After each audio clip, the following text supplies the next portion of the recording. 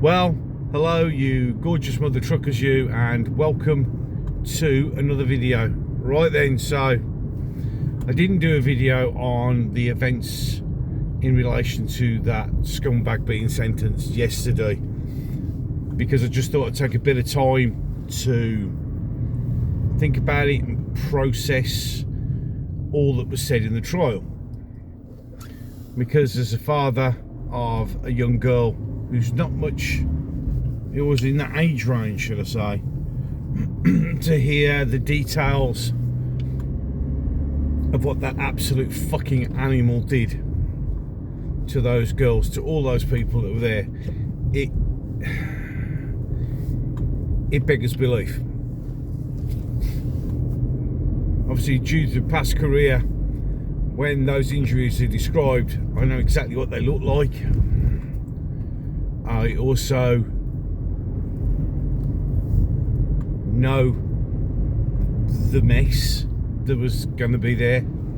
I think that one of the groups of people who should be really mentioned in all this, which have seemed to be got forgotten, is the first responders, who, and you know, have had to literally walk into one of the most horrendous scenes that they'll ever encounter, and one that will stay with them forever. They're going to be suffering from PTSD for the rest of their lives, because to see that level of ferocity and butchery is something that's always going to stay with you.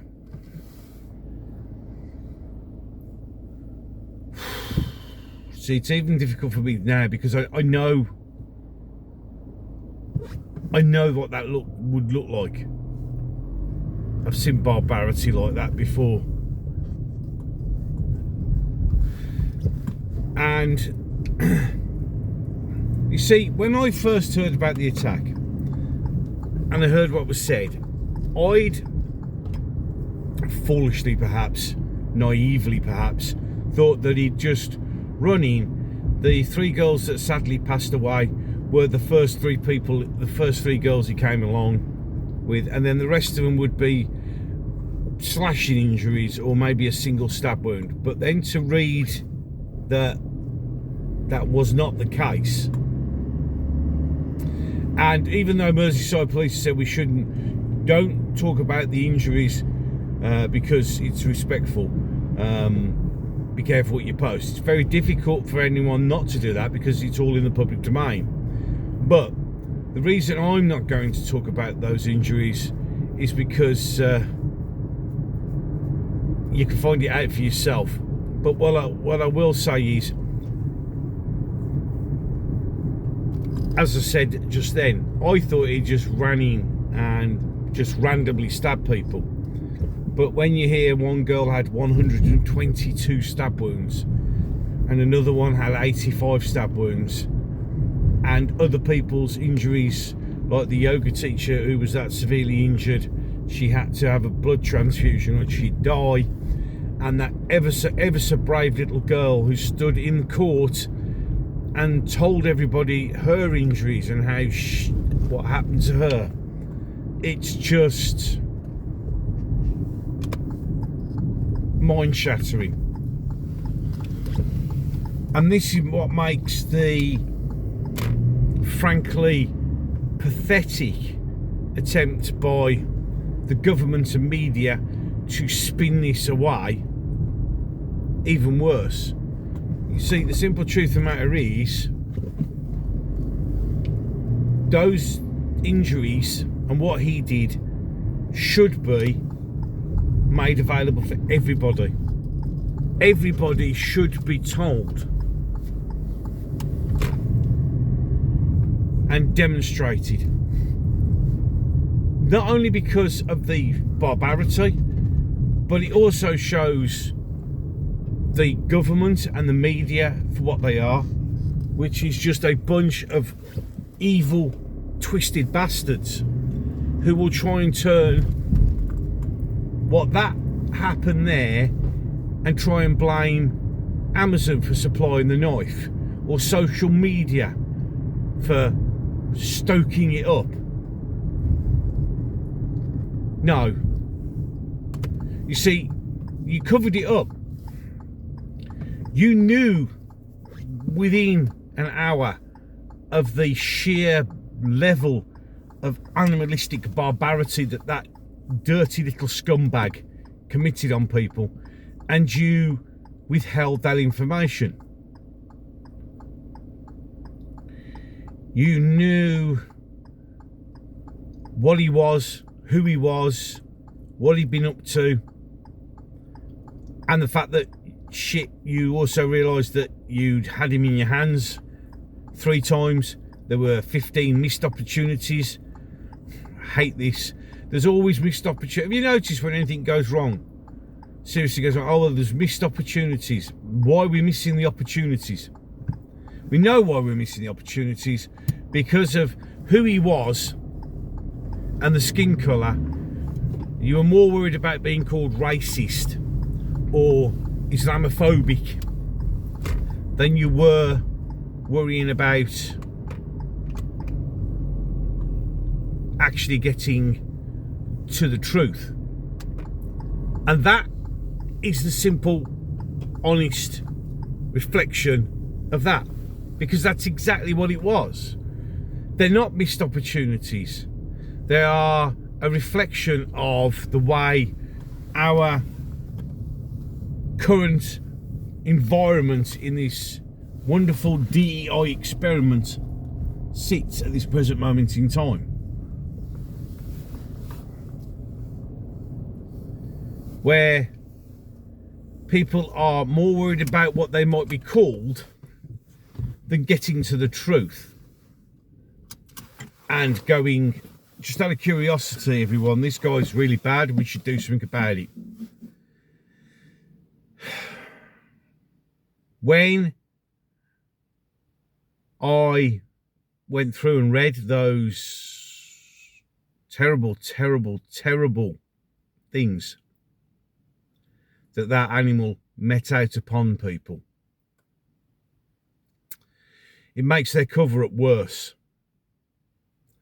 I did a video yesterday where the detective constable who was in charge, whatever her name was, sitting there arrogantly pushing the blame to social media, and we did everything we could, which she didn't. I shouldn't be surprised, because that's how we work nowadays. If as soon as it's realised that the perpetrator isn't white, then the veil of silence immediately descends. I've said this before in other videos, and I'll say it again on this one. Back in the day, when something like this would happen, within minutes, as soon as they knew, there would be a photo fit description, a detailed description, call 101 or 999 if you see this guy. Well, then whatever you do, don't approach him. Yeah, report but stay away. So everybody knew who he was. Everybody knew who to look out for. Everybody was wary. If they saw him, get away. And 9 times out of 10, they were caught because a member of the public had seen the picture on the telly or in the newspaper or whatever and phoned the police. I mean, in reality, for instance, if you go back, Raoul Moat was found by a member of the public, and that was because his photo was everywhere. But now, as soon as an incident occurs, we have a new line, and it's a new line that's just recently appeared. It was in the Croydon one, and it was in the Plymouth one, and it's this line of, they knew each other, so there's no other threat. Well, you see, to be fair, police, media, government, I think you should allow the public to decide whether or not there's a threat. So this, I've noticed, is the new line. Well, they all knew each other, so it's okay. All right, so if you hit, this is, we used to, what was it? I'd say that is now the new warning flag for any incident. Oh, well, don't worry, everybody's safe. They all know each other. Okay, so is that's the new line I think you'll find that they're going to use. Well, look, I mean, it's like Plymouth. They're still, as of whatever the time is around, I think it's 8:30 in the morning. Well, it's actually nearly 9 o'clock, I would imagine now. They still haven't found the guy who stabbed that lady in Plymouth. Still no description. Why not? And it's because of this fear of being called racist. This fear of somebody might say something that upsets somebody.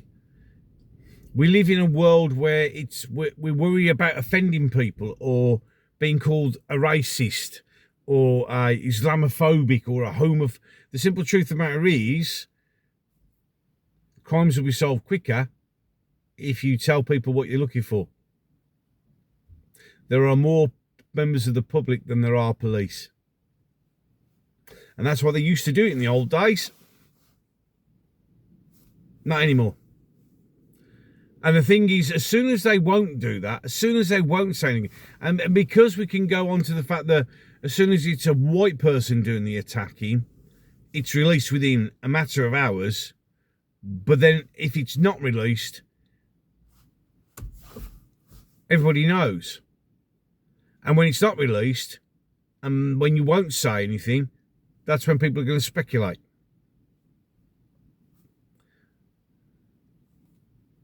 Like with the Plymouth thing, like with Southport, like with many, many other attacks. I mean, like poor Leo Ross, who got stabbed just up the road. It's minimal information. I mean, the guy who, or the kid, should I say, 14 years old, who stabbed Leo Ross to death, apparently when arrested for that, was arrested for assaulting an 80-year-old woman the day before. No description. And then we go, well, he's underage, he's 14 years old. I don't agree with that. I really don't agree with that, because that's why. If he thinks he was man enough and hard enough to stab somebody in the stomach and kill them, then everybody should know who he is. But because you won't describe, because you won't release any information, it's like going back to the Southport thing. If you can see now why a lot of people who were in that area had such righteous anger, because if they were in the immediate area and people saw it and they went and told their friends about, especially that, I mean, that one horrifying thing that was mentioned where a girl got out the door and that fucking animal dragged her back in, stabbed her, and then she staggered out onto the floor. So people will have seen that, people will have said that, and people will have been righteously angry and furious. And then, as I said, I've got a video which I'm in the process of working on, where somebody else has noticed that some of the riots seem to be engineered. But even if it's not, the simple truth of the matter is people are going to be angry. And knowing that that animal, I mean, oh, he was born in Cardiff. Well, okay, he was born in Cardiff, but he hated white people. And we have thousands of people in this country who hate white people, who hate Britain, who hate our history, our culture, who we are, what we stand for, our religion. They hate us. To watch Sky News interviewing some bloke from the Muslim Council who's banging on about, oh, it's anti-immigration rights and this, that and the other, and then use the line, diversity is our strength. Is it fuck? Diversity isn't our strength. It's our biggest weakness. It is a thing that is being used to prevent people from pointing out the obvious. I mean, his family are now apparently in hiding at our expense, but his dad said, well, he went to do one at the school before, but I stopped him, but didn't mention it to the police. Deport the fuckers. They shouldn't be here in the first place. How somebody who has links to the Rwandan genocides was allowed to stay here at all is beyond me. But he said he stopped his son from doing it before, but didn't mention it to the police, didn't mention it to anyone until now, and now he's in hiding at our expense. Fuck them off. And what makes it even more worrying and more concerning and more frustrating is, fortunately, we've got storm, is it Irene or I don't know. We've got a big storm going at the moment. It's not too bad down here, but up north, they're suffering. So there won't be much channel crossings. But yesterday and the day before, 200 turned up, 180 turned. There's hundreds of thousands of these animals arriving every single day. Yesterday it was announced that it was ever so sorry that more hotels are going to have to be converted for migrants. No. And what we are also doing in Operation Scatter, which is what I've said before, and I think it was a live stream. They're filling the entire country with platoon-size units of Southport killers. It is, you don't even need a minuscule brain to work out that the reason there's been a rise in sexual assaults and rapes in this country is very much because of the level of importing of third world arseholes. But of course, I'm far right, aren't I? No, I'm just right. But because no one in anywhere high will look at that and go, yeah, there's a link, or you can't say that you're racist. I mean, for the Queen Consort, and please media, stop calling her the Queen. She fucking isn't. He's not really our king either, sausage-fingered twat. To turn around and say, go, right, watch out for the rise of anti-Semitism and Islamophobia, that just shows you why they are just part of the problem. The monarchy died, by the way, when the real Queen died. And now we've just got these fucking dirty scumbags up in the top who are part of the problem. That's why nothing's been done. So all to you go, oh, why isn't the king stepping in? Because he couldn't give a shit. He's part of the problem. So we get all this. And then we have a court case where the little toe rag decides to be clever. Why somebody didn't just smack him over the head with a brick, I don't know. Knock him unconscious and make the fucker sit there. Because he's just making a point. He's just making it all about him. Because he's just, you know, and before he goes, oh, it's a mental health issue. No, it's not a mental health issue. He's just a fucking evil bastard. And he gets sentenced. And to be fair play to the judge. Minimum of 52. Not enough. Nowhere near enough. He should be put in a room and injected with air bubbles down in his ankles, and we can watch him as he writhes in agony before he dies of a painful death. And just before he does that, revive him and do it again. Do it for about a week. Waterboard the bastard. Torture him. Make him suffer. But he's not going to, is he? Because he thinks it's not a problem. He's quite fucking happy.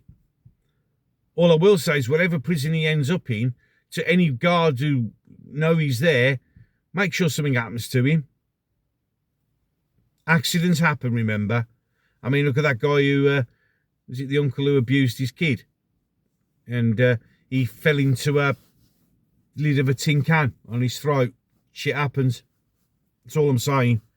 But 52 years, at least the judge gave him that. I was expecting, working on roughly what was the minimum things, I thought he'd get 30. And I thought 30 would be lenient. 52 means he's out when he's 70. I don't think he's going to make it that far.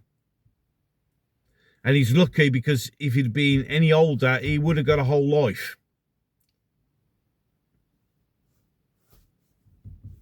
I mean, I did have someone mention about the fact that with the sentence, well, you know, the James Bulger killers got life at their age. Well, they didn't. They got an indefinite, and they were both out after 8 years.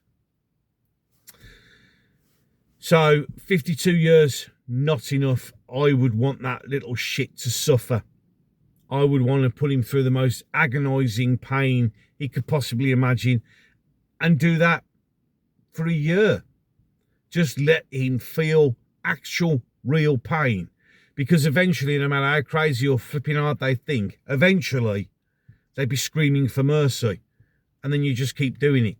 And I know some people go, oh, you know, they say, but the simple truth of the matter is, some evil bastards deserve it. Because now he's got 52 years, 3 square meals a day, nice warm cell, living at our expense, and he'll be laughing at us every single minute of the day. Because he did what he did, and now we're looking after him. Unbelievable. But I'm literally, it took me today to have to do this, because I just couldn't. After reading what he'd done to those girls, and to everybody else who was there, and the level of force he used, I just couldn't. Oh, there goes the wind. As the storm slowly comes here.